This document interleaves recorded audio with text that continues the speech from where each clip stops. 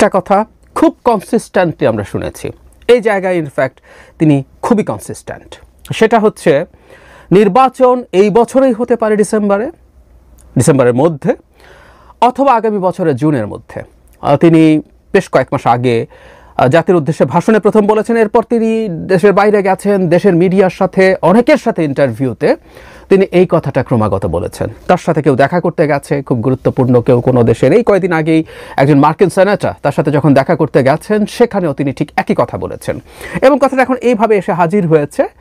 প্রধান উপদেষ্টা বলতেন যে সংস্কার যদি খুব কম করা হয় তাহলে ডিসেম্বরের মধ্যে নির্বাচন, আর সংস্কার যদি একটু বেশি করা হয় তাহলে আরও 6 মাস সময় বেশি লাগতে পারে। কেউ কেউ ছোট প্যাকেজ বড় প্যাকেজ এভাবে বলছেন। সংস্কারের ছোট প্যাকেজ হলে ডিসেম্বর এবং সংস্কারের বড় প্যাকেজ হলে জুনের মধ্যে। আমি একটা প্রশ্ন করতে চাই, প্রশ্নটা আমার মাথায় এসেছে এবং আমি চাই সরকার তার অবস্থান ক্লিয়ার করবে এই প্রসঙ্গে। যদি সংস্কারের বড় প্যাকেজও হয় তারপরও কেন ডিসেম্বরের মধ্যে নির্বাচন করা যাবে না? আমি আবারও কথাটা বলছি, সংস্কারের বড় প্যাকেজেও যদি রাজনৈতিক দলগুলো রাজি হয় তারপরও নির্বাচন কেন এই বছরের ডিসেম্বরের মধ্যে হওয়া যাবে না? কেন আরও 6 মাস বেশি সময় লাগতে পারে? এই প্রশ্নটা ক্লিয়ার করা দরকার। কেন আমি এটা বলছি সেটা একটু বলি। আমরা এখনো জানি না ছোট প্যাকেজ মানে কি, বড় প্যাকেজ মানে কি।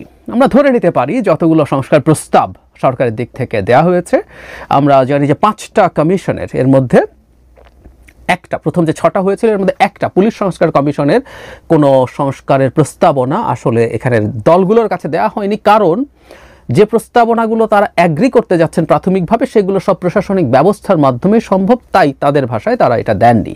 5টা কমিশনের 166টার মতো সংস্কার প্রস্তাবের ব্যাপারে রাজনৈতিক দলগুলোর অপিনিয়ন চাওয়া হয়েছে। এর মধ্যে নানানভাবে ছক করা হয়েছে, হ্যাঁ না, নাকি আংশিক হলে কেন, কি করলে পুরো করা যাবে, কিভাবে করতে হবে, নানানভাবে কাজটা খুব ছকের মতো করে দেওয়া হয়েছিল। কিন্তু আমাদের রাজনৈতিক দলগুলো ঠিক ওই ছক অনুযায়ী অনেকেই জবাব দেবে না বলে জানাচ্ছে। এই আলোচনা এখন না, এটার পেছনেও সরকার একটা এই রাজনৈতিক দলগুলোর চরিত্র বোঝার এক ধরনের বহিঃপ্রকাশ আছে। তারা চেয়েছিলেন এটা করবেন এবং প্রধান উপদেষ্টা যেমন প্রথম দিনই বলেছিলেন যে এটা কে কোনটা ইয়েস বললো কোনটা নো বললো তারা ওয়েবসাইটে সব আপলোড করে দেবেন। আমি ধারণা করি কেউ এই বিষয়টা এড়ানোর জন্যই এটা করতে গেছেন। যাই হোক, আমার আলোচনা সেটা না।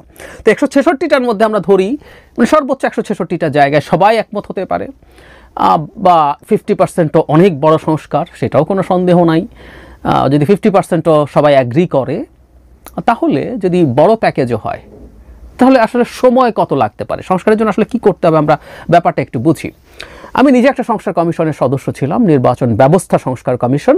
আমি আমার কমিশনের কথা বলি, আমার কমিশন থেকে আমরা অনেকগুলো সংস্কার প্রস্তাব করেছি, এটা 150-এর বেশি ইন টোটাল।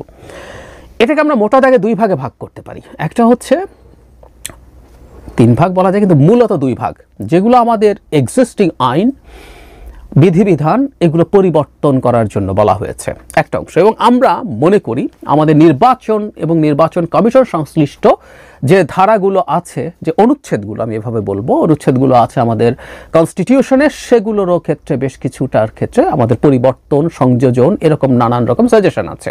তাহলে 2 ভাগে, একটা অংশ আইন বিধিবিধান আর একটা হচ্ছে সংবিধান।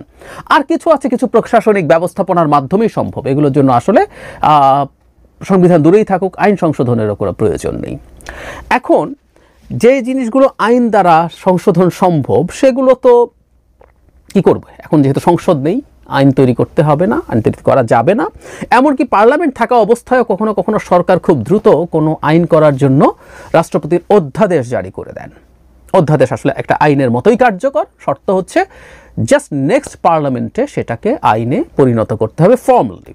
তো তাহলে যেগুলো আইনের ব্যাপারে দলগুলো একমত হলো, আমি উদাহরণ দিই, যেমন সংসদ নির্বাচন হয় গণপ্রতিনিধিত্ব আদেশ বা আরপিও নামক একটা আইনের অধীনে। সো এটার আমরা অনেক জায়গায় পরিবর্তন, সংযোজন, বিয়োজনের কথা বলেছি। এখন সব দল যদি অ্যাগ্রি করে, এই আরপিওটা আসলে আইন মন্ত্রণালয়ের ড্রাফটিং সেকশনে বসে সামান্য কোন জায়গায় পরিবর্তন করতে হবে, করে দিলেই কিন্তু এই আইনটা সংশোধন হয়ে গেল। একইভাবে অন্যান্য কমিশনও যে আইনগুলোর কথা বলেছে সেগুলো সব একইভাবে সংশোধন করা যাবে। সেগুলো করতে সাম ডেইজ প্রয়োজন, কারণ আইনগুলো বেশিরভাগ ক্ষেত্রে কোনো নতুন আইন তৈরি হচ্ছে না। আমরা একটা নতুন আইন অবশ্য প্রপোজ করেছি নির্বাচন কমিশন নিয়ে, কিন্তু বেশিরভাগের ক্ষেত্রেই সেটা হয়নি। আর আমরা যেটা প্রপোজ করেছি সেটা আমরা বেসিক কাজটা করেও দিয়েছি, এটাকে ঠিকঠাক করতেও খুব বেশি সময় লাগার কোনো কারণ নেই। তাহলে আমরা ধরছি যদি অসংখ্য 40, 50, 60, 70টা আইনও মানে সংশোধনীর মধ্যে যদি আইনের চেঞ্জ করতে হয়, খুব বেশি সময় কি লাগার কথা? 1 মাস, 1.5 মাস, 2 মাসের মধ্যে এগুলো সম্ভব। আচ্ছা, সংবিধান সংশোধনের ব্যাপারেও যদি দলগুলো একমত হয়, এখন দুভাবে হতে পারে এটা, বা 3 ভাবে আমরা এভাবে বলবো। একটা হচ্ছে একেবারে আপাদমস্তক একটা কনস্টিটিউয়েন্ট অ্যাসেম্বলি বা গণপরিষদ তৈরি করা, সেখানে সংবিধান রচিত হবে, তারপর সেই সংবিধানের অধীনে বাংলাদেশের পরবর্তী পার্লামেন্ট ইলেকশন হবে। এটা একটা অপশন। একটা হচ্ছে সাধারণ একটা সংসদ নির্বাচন হবে এবং যে দলগুলো একমত হবে তারা সংবিধান সংশোধনের ক্ষেত্রে তারা এগুলো যদি যতগুলো আমরা ধরে নিলাম যে তারা বিরাট পরিবর্তনের জন্য অ্যাগ্রি করলো সব দল, তাহলে কি দাঁড়ালো এই নির্বাচনে? তাহলে আমাদের এক্সিস্টিং সংবিধান অনুযায়ী আমরা 2/3 মেজরিটি লাগবে সংবিধান সংশোধন করতে। আমরা ধরে নিলাম আমরা যে দল জিতবে তারা 2/3 মেজরিটি পেল না, কিন্তু যেহেতু তার আগে সবার কনসেনসাস হয়েছে যে আমরা এই জায়গায় পরিবর্তনগুলো করব, তাহলে অন্য দলগুলো তাকে সমর্থন করবে পার্লামেন্টে এটা পাশ করার জন্য। আমরা যখন তত্ত্বাবধায়ক সরকার মানে ইনক্লুড করেছি, তখন তো বিএনপি ছিল, তার 2/3 মেজরিটি ছিল, তার জন্য খুব সহজ হয়েছে। 50th অ্যামেন্ডমেন্টের সময় আওয়ামী লীগ ক্ষমতায় ছিল, তারা পেরেছে। কিন্তু আমাদের দ্বাদশ সংশোধনী, যেটাতে আমরা প্রেসিডেন্সিয়াল ফর্ম থেকে পার্লামেন্টারি সিস্টেমে আসি, সেটায় তো কোনো মানে 2/3 মেজরিটি ছিল না বিএনপিরও। তখন আওয়ামী লীগ বিএনপি মিলে কিন্তু সেটা পাশ করেছে। তো তাহলে আমাদের সেই পার্লামেন্টে সবাই একমত হয়ে সেটা পাশ করে দেবেন। অথবা আরেকটা অপশন বলা হচ্ছে যে একই সাথে একটা সংসদ এবং গণপরিষদ হওয়া। 70-এ আমাদের যেটা হয়েছিল পাকিস্তানের ক্ষেত্রে, যারা কনস্টিটিউশনও তৈরি করবেন এবং সেটাই পার্লামেন্ট হিসেবে কাজ করবে। সো আমরা যেই ফরম্যাটেই করি না কেন, সিদ্ধান্ত যদি হয়, সেগুলোর জন্য বেশি সময় আসলে কেন লাগবে?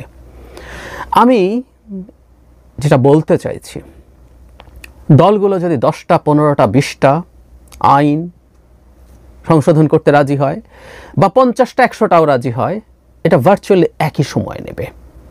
কারণ দলগুলো ডিসাইড করবে তারা কি করবে। এরপর জাস্ট এটার একটা ছোট্ট ক্লারিক্যাল কাজের মতো, আইন মন্ত্রণালয়ে খুবই এফিশিয়েন্ট ড্রাফট করেন এরকম মানুষজন আছেন, তারা এটা একদিনের কাজ এক একটা আইনে, কারণ তারা নতুন আইন করছেন না, একদিনে জাস্ট চেঞ্জগুলো করে দেয়া।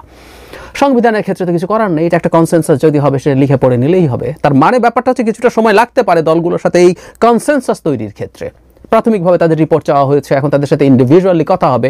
আজই এটা শুরু হয়েছে, ঐক্যমত্য কমিশন এলডিপির সাথে বসেছেন, এভাবে পালাক্রমে সবার সাথে বসবেন। সো এটা যদি ঠিক হয়ে যায়, বাকি কাজ করতে 1-1.5 মাসের প্রশ্ন, সেটাও যদি বড় প্যাকেজের হয়। আমি এই কথাটাই বলতে চাইছি। সুতরাং ডিসেম্বরে নির্বাচনের জন্য বড় প্যাকেজ কোনো বাধা, বা কেন বাধা, আমি আসলে বুঝতে পারছি না। আমি আশা করি সরকার তার জায়গা থেকে এটা স্পষ্ট করবে কি কারণে তাদের আরও ডিসেম্বরের পরও যেতে হতে পারে। কারণ আমি মনে করি বাংলাদেশে আসলে পরিস্থিতি যেখানে এসে ঠেকছে, আমাদের নির্বাচন নিয়ে আসলে ডিসেম্বরের পরে বড় প্যাকেজ হলেও সংস্কারের, ডিসেম্বরের পরে যাওয়ার কোনো স্কোপ